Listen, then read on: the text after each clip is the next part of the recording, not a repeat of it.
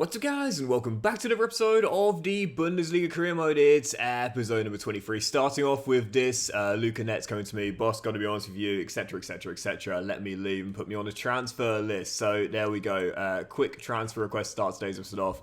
Frustrating, because as I said before, I don't mind when it's situation specific, but Luca this season has started more games than the new signing we brought in to replace him, both in all competitions and in the Bundesliga as well. Frustrating, but can't do anything about that now. And I just negotiated a sale to AS Roma, so he's going to go to the Stadio Olimpico for £20 million. So as January opens, and we also sold one of our fringe players to Forest as well. This is our squad now for the rest of the season, and it's not thick enough to go far in Europe, as we know. Thankfully, our injured players have come back, but yeah, 20 million in the budget, we'd definitely make a signing today. What I'm not going to do is accept this deal as well. Hisham wanted by Dortmund. They right now, as we know, unbeaten and top of the league. But I'm going to say to Hisham, I know you'd love to go to the Signal Iduna Park. I'll let you go there, but not right now. Midway through the season, small squad. We've had a lot of injuries this season. I simply can't afford to lose anyone else, especially a player that's in our first team. Right, first game today. Pretty buzzing for this one as well. Fortuna Düsseldorf back in the Bundesliga for the first time in about 5 or 6 years. Heading into this one, nicely an unbeaten stretch dating back to our humbling against Wolfsburg. But if we are to keep pace with Borussia Dortmund, these are the games that have got to be bankers. Düsseldorf, our first game today. There's so many amazing teams in Germany you can do an RTG with, starting in the Bundesliga and going all the way down to the Free Liga. But Düsseldorf in the second tier are definitely one of my big recommendations. Real stadium, nice clean kits, a couple of decent young talents there as well. And a big, beautiful city, Düsseldorf. And definitely worth considering. They were one of mine in the shortlist, but decided to start in the top tier instead. Certainly don't regret it, but they were my second choice, if you will. Hey! Anyway, 0-0 here, 6 minutes in, and again, this game here, a must-win if I've ever seen one. Kleindenz catches them napping, great save, and the visitors all clear. I had a list of 4 teams I was considering. Mönchengladbach were my number 1 choice, and I'm so glad I stuck to that as well, because I've really enjoyed this save. First save I've properly enjoyed, if I'm being totally honest, since the Plymouth Argyle career I did earlier this year. Then it was Düsseldorf. Then it was Schalke. I've never used Schalke before, always wanted to give them a go. Maybe next year. And my 4th choice was actually Union Berlin as well, another Bundesliga side.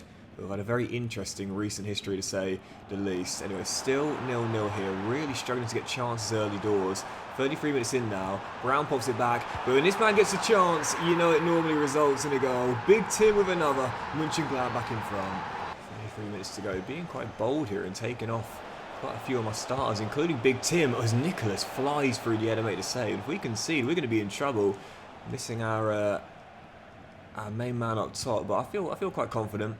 Other than that one chance, Düsseldorf haven't really caused me a problem all game long, and so when that's the case, when you're only leading by 1, I always say I never feel confident, but based on the pattern of play, oh yeah, you know it's yours for the taking, just don't let it slip. Justed off the bench, second goal to make it 2, and that is going to do it surely. 3 points in the back. The celebration, by the way, always cracks me up. It's like, I love team celebrations. I love it when there's like 2, 3, 4 man celebrations. But that one, I don't know what it is. That one always cracks me up, man. Seriously. I'll tell you the reason I think it is. It's because basically when I did a career mode with Sheffield United many years ago, I scored a goal with Chris Basham. And anyone that knows the English game knows that Chris Basham is what you call a no-nonsense defender who...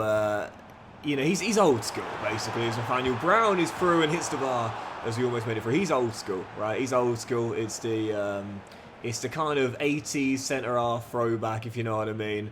And I scored a goal with him, and I went for a default celebration, and a random celebration, and it was that one. And I was like, it's the most uncharacteristic celebration for a player like that, you know? You can understand it for someone who's flashy or whatever, but for someone like that, oh, what a ball. It made no sense. But what a ball that is by Anton. What a finish by Justin. That's what I brought him on for. When Kleindenz needs a breather or on a saving for the week, I can bring on a player like this with rapid pace to run in behind and get some goals on the breakaway. It's exactly what has happened there.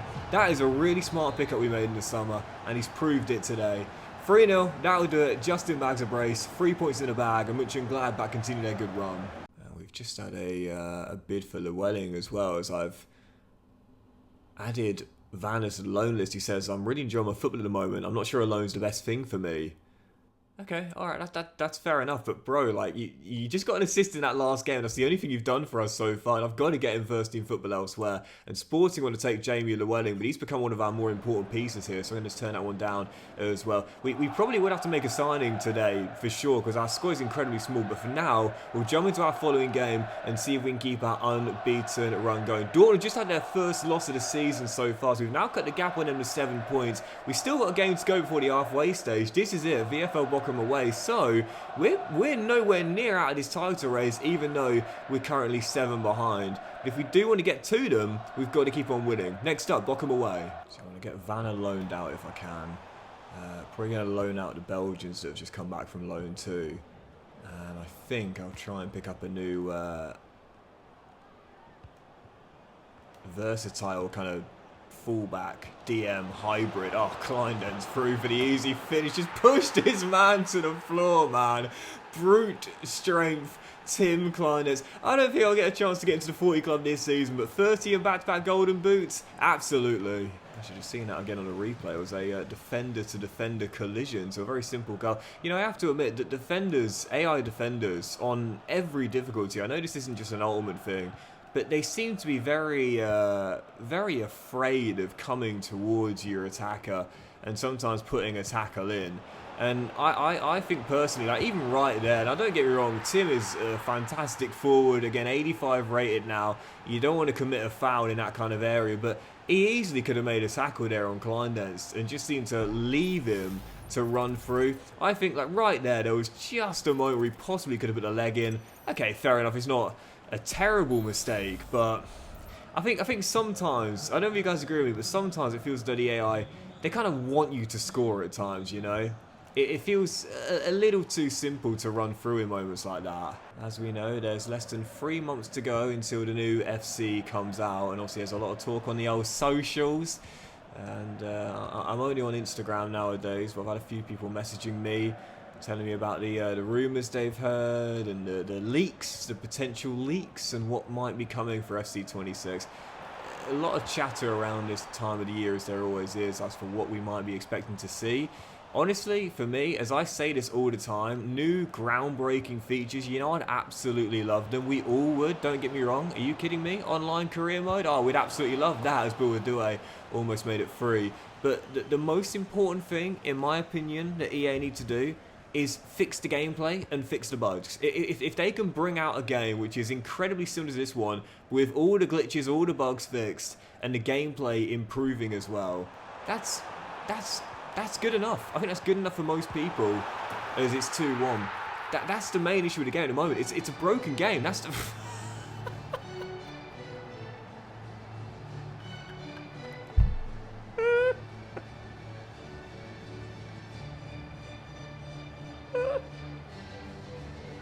I always just show that on the replay.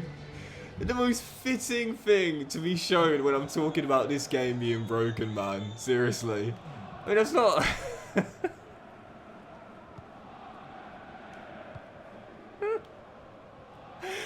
Oh, dear. Yeah, fix the bugs, fix the glitches, fix the gameplay. And that's half the battle right now. Oh, what a finish. Due makes it 3-1. What a finish that is. I mean, that wasn't really a bug. He just slipped on the wet turf and went for a tumble. But, yeah, like, to me... It's just frustrating how long these bugs have been in the game for, and EA haven't fixed them. It's like some of the bugs that have been in the game have been here since before the game was even called FC, back when it was still called FIFA. And so for a franchise of this kind of size and for a company of this magnitude, I don't think it's excusable. I really don't. Oh, that shot bends just wide the post. I think for me, that's it for me, you know, for FC26. Don't get me wrong, obviously we want those new features. We're hoping for something a lot better than what we see in this year, but the reason why this game has been so badly perceived by so many people, and not just me. I called it the worst version of franchise I've ever played, but it's not just me that has this opinion. I know a lot of people share this opinion with me as well. One of the main reasons why isn't the lack of new features, it's the fact that a lot of them this year are broken, and the gameplay is really poor at times as well. So yeah, if they work on that and they fix that first, oh yeah, then they can fix the other things and add in the new features afterwards. Get the core gameplay right, get the core base game right, and then you can work on the new features after that. Alright, let's keep it going. Really nice unbeaten run for Mönchengladbach. Best of the season so far. 9 games on the bounce without defeat in all competitions. Now let's make it 10 with a big win here. Bayer Leverkusen going to Borussia Park, behind us by a point, as we've now cut the gap on the league leaders to 5. Right back in this title race, but as we always say, we want to be title winners. We've got to keep a winning run going consistently. Another 3 points here, please. Go on, Mönchengladbach. If I could only fix one aspect of the game, I would choose the development plans. Because to me, development plans, when they first came into career mode, I was so excited. Like, so excited. I think everyone was really, especially for the position change feature, which still works quite well, to be fair. But the problem is, over the past year, as we know, they've now changed it. So every development plan you put a player on, their weak foot and skill move will always increase. It never used to be like that. Yes, you could improve the weak foot and skill move, but it wasn't every single development plan. Now, it's impossible not to put a player on a plan without their weak foot or skill move improving. And what that means is, if you keep on flipping the development plans, then you're always going to end up with players that are 5-star. And as we know, it's incredibly unrealistic. As Strykens almost catches Bono out of the near post, and also too overpowered in my opinion. I want to see them go back to where you didn't always see the weak foot and skill move improving. They can improve, but not always. And I mentioned before, my hot take, if you will, for this is that a player should only be able to improve their weak foot and skill move by a maximum of +2. But I guess we'll see. I guess we'll see what EA plans to do. Oh, what a waste. What EA plans to do with that? Speaking of waste, goodness gracious, just gifted a chance, and I totally blew it with Tim. And I might not get a better one than that for the whole game, as Boniface rolls it across to Florian Wirtz, denied by Nicholas, who makes the save. I am so excited to watch him play in the Premier League next year. Everyone's had their, opinions on the price tag, and rightfully so. It's the most expensive transfer in British history now, I think. Charlie, keep going, because I can do a 2-on-1. And I absolutely blew it again, but I might get away with it. Strykens takes it in his stride.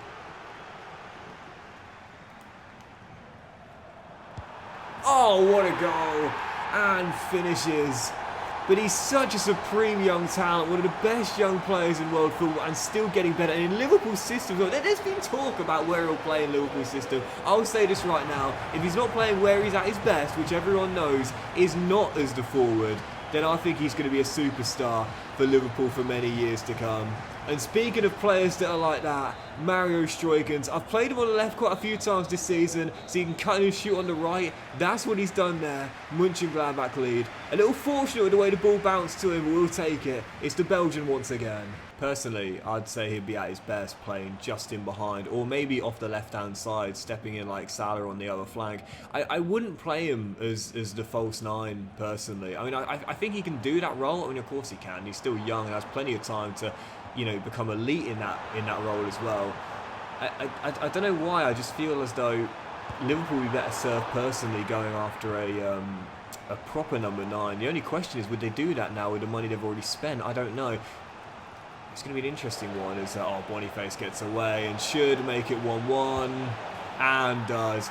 But yeah, for me, I would personally play him on that left-hand side, stepping in like Salah on the other side, or as that CAM. The false 9, maybe? I mean, look at how amazing Firmino was once he perfected that role, but I would say to begin with, I'd like to see him in that CAM role personally, just in behind. I always thought Bobby Firmino was criminally underrated during that Liverpool stint. I mean, he was just so elite in that role and pivotal to their success. And I would like to see Wirtz give that a go, but I think to begin with, like I said, as a CAM, great save, Nicholas, or again on that left-hand side, that would be where he's suited. I think the real question is, are Liverpool going to go after a new forward?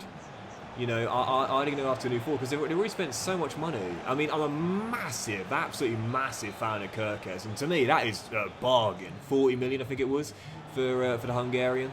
And obviously they brought Jeremy Frimpong on the other side to replace Trent as well.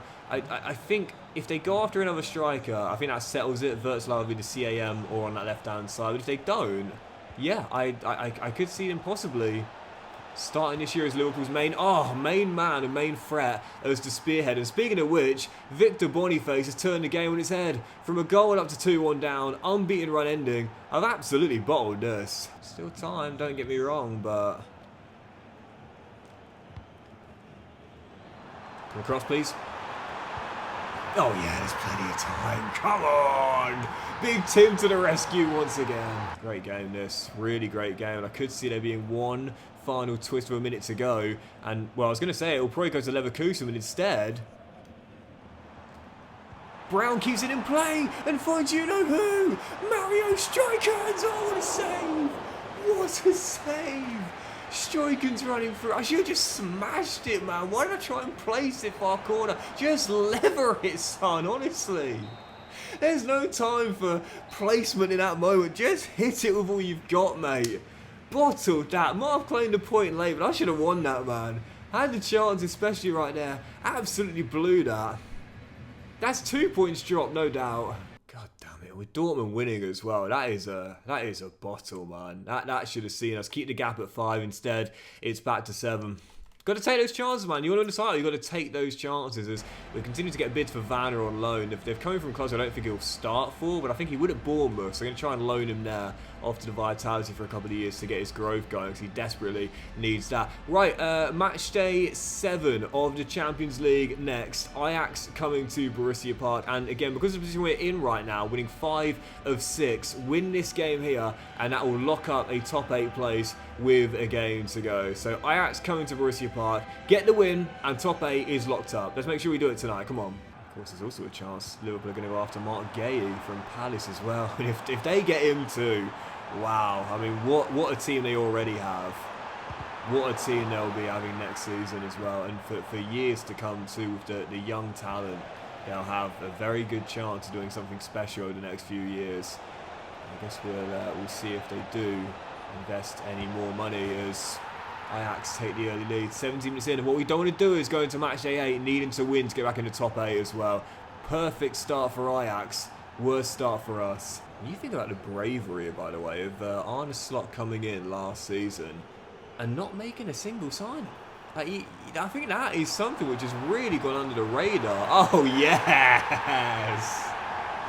Forgetting Bournemouth deals off, he's staying with us. But that is incredibly brave. New manager comes in, there's often a grace period. They've got the opportunity to make a couple of signs. He said, no, I'm keeping the team as it is for this season, and we're going to see if we can build something here with the groundwork already laid down. Oh, yeah. And that's exactly how it worked out. So brave from Arne Slot. And I'm very excited for his tenure at Anfield. First season, just a warm-up to what could possibly be an amazing little dynasty there. Anyway, Paul Vanner, excellent goal. 1-1, instant leveler. This kid, he's got the talent, but like I said, he needs the game time. Oh wait, they did make a signing last year, didn't they? Federico Chiesa, of course. I mean, I say of course, it's easy to forget that one. Based on his injury at the start of the season and just couldn't get back to fitness to get in the squad. Of course, today Liverpool were playing, he was going to get back in the squad anyways. Oh, Nicholas, what a save, but he couldn't get up on time to stop the rebound being turned in. But 2-1, Ajax back in front. Goodness, my defence has taken a massive step back. Not just recently, but the whole of the season as well. I've got to improve at the back, man. I'm getting sliced open way too easily. I might do a save match day 8 until the next episode as well, because that, as things stand, is going to be a top 8 decider as to whether we can bypass the play-in or have to play an extra round, because we're not going to miss out of qualification, but we may well miss out of the top 8 as things stand. You know, I have to say, when the new format began this year, I went on record as saying I'm not a huge fan of it. Great save, Nicholas, but the rebound off the post and Zeno. Goodness, how on earth did that stay out? I wasn't a huge fan of the format change, personally, but I will be honest, there are certain aspects of it that I do quite like. And I think the final game is actually a lot more enjoyable than what we often saw in match day 6 of a group stage, for example. Because oftentimes, if we remember, match day 6 of the Champions League group stage is, yes, Tim! Sometimes it was a bit of a dead rubber. Practically every group, every season, there was always one team that was already through, you know. So sometimes match day 6 could sometimes be a bit dull. But that's the thing I do like about this new format. Match day 8 is often absolute, well, I say often, it's only been one season, but it's carnage. It's carnage. So I guess that is one change that I do kind of like. There's a lot more drama in the final game for the most part. Honestly, if I was in charge of UEFA, I wouldn't go back to the old format for next season. I would say there was enough positives about the new format this year to keep it, at least for the short term. So keep the new format as it is, but I'll just make a couple of tweaks to it. I'd improve the importance of the seedings in the top 8, and I'd also make it 6 games instead of 8 in the league phase, because it's just too many games when you factor in the playoff round as well. So yeah, a lot of positives. I was very sceptical when the change was made, but I think there's enough reasons to be positive about it moving forward. Just tweak it slightly, and I think it could be a brilliant format. Anyway, 2 minutes to go here, and I thought we were going to win it. Instead, we might end up losing it. Ajax coming down the right-hand side, across the middle. Out comes Nicholas. He's not going to get there. Ajax win it late, and it means match day 8 will need to be won to finish in a top 8 place. Like I said, I know sometimes I can sound like a bit of a holdhead, but as I often say, I'm not, man. There are new changes to the game and the sport that I do quite like. This new format, yeah, I've got a couple of things I'd like to tweak with it, but there are reasons why it's pretty exciting. Match day 8 will need to be won now, otherwise we're going playoffs. Yeah, don't get me wrong, of course I yearn for the days of the 90s and the noughties. It's the football I grew up with, but I don't like it when people from older generations dismiss everything new in football and call it bad for the sport. It's not bad, it's different and the game is evolving. This is a new evolution of the Champions League format. Is it great? Maybe not yet, but it definitely could be with a few subtle tweaks here and there. Anyway, following games, Chiarodi has gone back to Italy for 6 months on loan. So our squad is down to the bare bones now. No doubt about it. With a week to go to a window slam shut, we've got to make a new signing for our squad depth. Before we do that, our final game today, Stuttgart away at the MHP Arena, as we aim to get back to winning ways after none in our last 2 in all competitions. Come on, yeah, I never want to be that old head who just criticises every different thing about football from back when I used to watch it as a kid. Like, I don't want to be that kind of person, because I know people that are like that. Like, any new change, any new thing, it's like, oh, game's gone. It's like, where's it gone? It's still here. Like, what are you talking about? It's the same sport, it's just played differently now, you know? It's like, game's not gone at all. What are you talking about? Like, different doesn't equate to bad all the time. Maybe some things I'm not in favour of. For example, I'm not in favour of the World Cup's expansion. Oh, great save, Nicholas, in a couple of years' time. A lot of people talked about the Club World Cup this year and said, oh, it's nonsense, it's a nonsense competition. Well, the Club World Cup wasn't exactly coveted beforehand. At least they're trying to do something with it. And whilst I haven't watched it myself this year, I think the Club World Cup, great save on Klein's there, I think the Club World Cup could be really, really good in a few years' time, once it gets a bit more prestige, if they do a few tweaks here and there. And you're not always going to get every new change right the first time out. In fact, you very rarely will. A lot of times you try something new and realise it just needs a bit of tweaking. That's how I feel about this new Champions League and European formats, as well as the Club World Cup too. I don't want to dismiss every new thing in the sport and be that kind of person, you know. The difference doesn't equate to bad, you know. It just needs a bit of fine-tuning. There's Vanna. Must be playing his final game before the loan spell to Bournemouth, finds Sade, and he might be due for his second assist, and he is indeed. Kevin Sade belts one in, and finally Van is coming alive as I've decided to loan him out. Probably the wrong time to be agreeing that deal now. Yeah, I've got a friend like that, and don't get me wrong, I love him dearly, but the way he talks about football nowadays just gets on my goat. It's like, bro, I get it, you know, we're getting old now, we're in our 30s, things are changing, things have to change. If you keep doing the same thing over and over and over again, that leads to stagnation and a lack of interest in time as Brown offloads to Kleindenz, yes, to make it 2. So FIFA and UEFA have felt they need to make some changes to, you know, get new interest from younger fans and to freshen things up, if you will. Different doesn't always mean bad or wrong, you know. It's just a game evolving into something new and something different. That's all it is. That's all it is. Anyway, 2-0 up here and should be back to anyways. For Kleinitz, I was like, yeah, there it is. Goal number 20 in 19 games. And I said it, 40 club? I don't think I'd have a chance this season, but maybe on this pace we could run it close again. Here's what I would do, right, if I was in charge of UEFA. Infantino has gone on gardening leave, and for some bizarre reason they've given it to a small-time YouTuber called Doxy Boy. Right, he's taken over, and here's what he says. We're going to keep the Champions League phase as it is. I think there was enough positives in the first season to keep it and not revert back to the group stage. However, I'd trim the amount of games from 8 to 6, and I'd also make it so for the top 8, for example. Now, my understanding of this, and I might be wrong, my understanding of this is that there's no incentive for finishing first as there is to 8th. I would make it so there is Enzo Malo is through. Oh, it's wonderfully done to make it 2-1. I would make it so the higher seed you are, you take on the lower seed of the winner of the playoff. So, for example, whoever finished lowest in that playoff win, for example, let's say the team that finished 24th beat the team that finished 20th. Then if you finish first, then you take on the team that finished 20th, and the team that finished second will take on the team that finished like 18th or whatever, and then the team that finished third will take on the team that finished 16th. Do you know what I mean? So you play whoever was the lowest seed of those teams that won the playoff round, if that makes sense.